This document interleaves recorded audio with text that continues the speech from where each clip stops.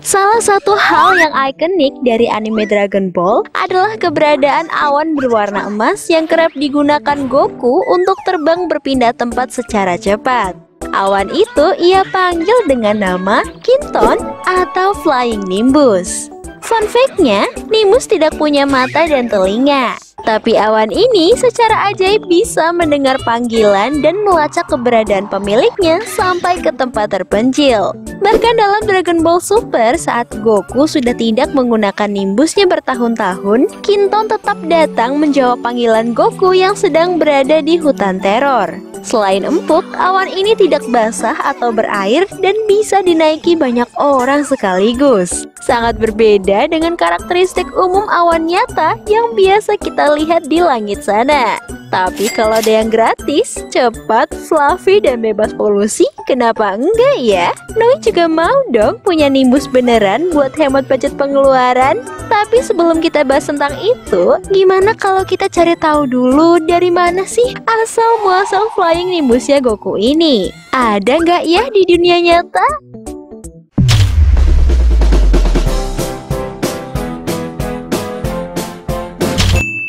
Tidak banyak informasi mengenai Flying Nimbus yang bisa kita peroleh baik dari seri manga maupun anime Dragon Ball.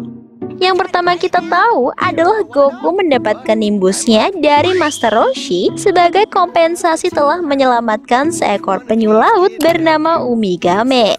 Anehnya, meski memiliki Nimbus, Master Roshi tidak bisa menaikinya. Tubuhnya langsung jatuh menembus awan saat melompat ke atas Nimbus. Di sisi lain, Goku sebagai pemula justru dapat dengan mudah melakukannya. Master pun menjelaskan kalau Nimbus ternyata hanya bisa dikendarai oleh orang-orang berhati murni, di mana ia sudah tak lagi memenuhi kondisi itu. Awan yang disebut langka ini ternyata jumlahnya melimpah ruah di desa Jingle.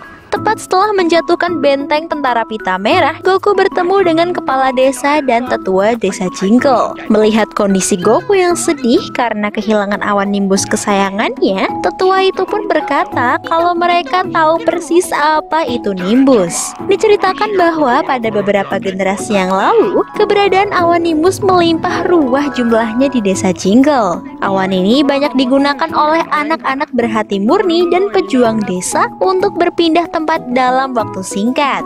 Tapi entah karena alasan misterius apa ya, keberadaan awan Nimbus kemudian menjadi sangat langka di dunia Dragon Ball.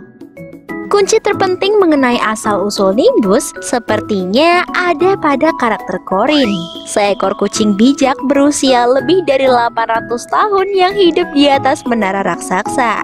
Dia adalah master seni bela diri dan diketahui sebagai satu-satunya makhluk yang memiliki teknik untuk memanggil awan Nimbus.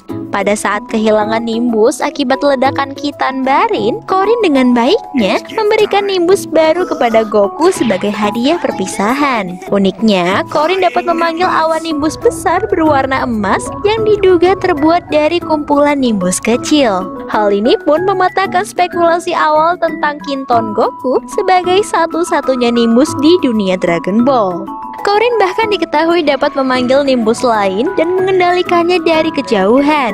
Pada saat Mercenarito datang ke atas menara untuk mendapatkan air suci penambah kekuatan, Korin yang mendapat ancaman dengan sengaja memberikannya air palsu tanpa khasiat apapun. Ia bahkan menawarkan tumpangan gratis kepada Mercenarito.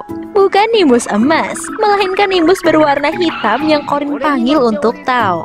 Nimbus kegelapan ini seperti namanya dapat dikendarai oleh orang-orang berhati gelap atau jahat. Korin yang usil pun kembali berulah. Ia memanipulasi Nimbus kegelapan untuk menghilang seketika, menjatuhkan Tao yang bahkan belum sampai setengah jalan menuju daratan. Karena bisa memanggil dan memanipulasi inilah Korin diduga sebagai pencipta Nimbus sesungguhnya di dunia Dragon Ball.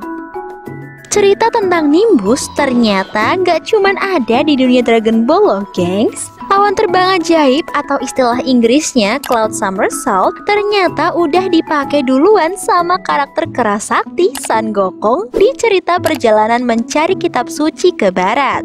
Buat yang lahir tahun 90-an, pasti nggak asing lah ya sama tokoh legenda satu ini.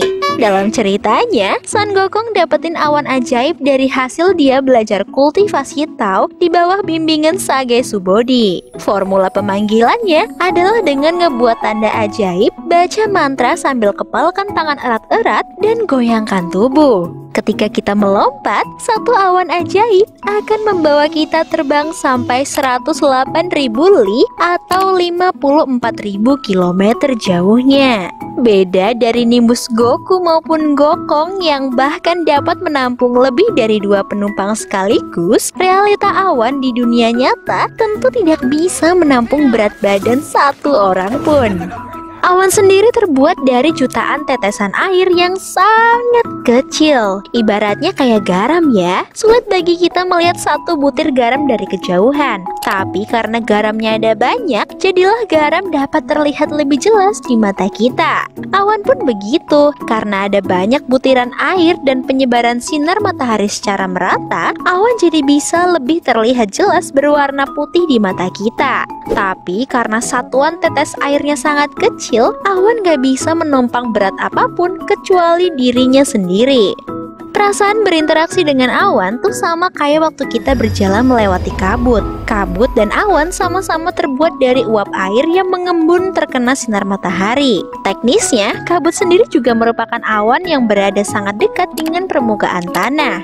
Satu-satunya interaksi yang bisa kita lakukan saat berada di dalam kabut adalah berjalan menembusnya. Untuk duduk di atas uap air tentu aja nggak mungkin dilakukan, karena kita aja nggak bisa duduk di atas air cair yang jelas jauh lebih kental dan padat daripada uap air. Alih-alih bisa dinaiki manusia, awan yang terlihat sangat tebal dan padat justru bisa menjadi pertanda bencana bagi lingkungan sekitar. Awan tebal seperti cumulonimbus umumnya mengandung lebih banyak tetesan air yang siap jatuh ke bumi sebagai hujan lebat. Pada kondisi tertentu, hujan ini bahkan bisa datang bersamaan dengan petir, hujan es, angin kencang, dan bisa jadi angin puting beliung yang akan memporak-porandakan daratan. Pilot dan pengatur lalu lintas udara aja akan sangat berhati-hati memperhatikan kondisi cuaca dan rute penerbangan agar sebisa mungkin menghindar dari jenis awan ini. Apalagi kalau mau dinaikin manusia ya, yang ada kita bakal terbang ke bawah angin kencang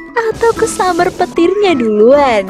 Kalaupun ada awan super tebal dan padat yang bisa dinaikin manusia, mungkin bakal kelihatan kayak semen padat transparan mengambang yang entah ditenagai oleh gaya melayang apa. Ada mesin atau roket canggih di dalamnya kah? Atau jangan-jangan kekuatan magis maha dahsyat kayak Goku dan Gokong punya? Kira-kira apa yang bakal terjadi juga sama kondisi cuaca di sekitar awan tebal itu ya? Tulis pendapat kalian di kolom komentar ya. Mohon bantuan like dan subscribe-nya juga kalau kalian suka video ini. See you!